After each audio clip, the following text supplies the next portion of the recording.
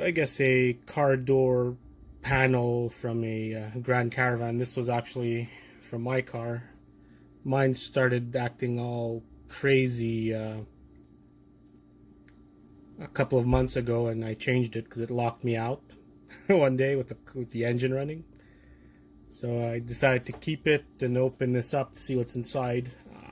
I'm sure I'm gonna find some kind of board in here with some gold, and probably the switches also have some kind of silver like switches usually have. So let's open this guy up, see what's in here. It has torque screws, so let's get those out. I think what happened to it was water got in here and messed up all the electronics. So we're opening it up first, and right away we see lots of plastic. So this tarp part is all, well, I guess mechanical and plasticky, so a bunch of garbage. And then there's this guy over here, so definitely some copper or brass over here. Let's take out this. Oh, look at that. That's interesting. So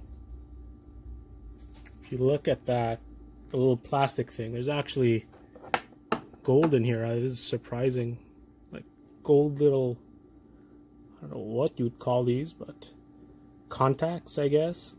But it's funny because it kind of looks like a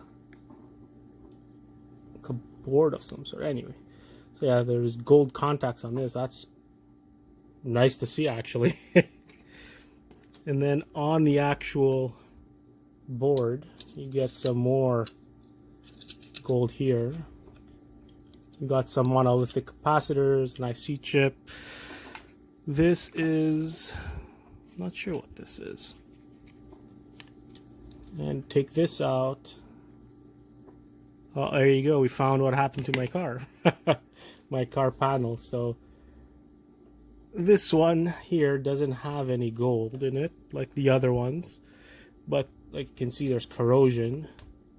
So this is what made my car not work anymore, and what made my car lock on its own and open on its own. So that's pretty cool to see.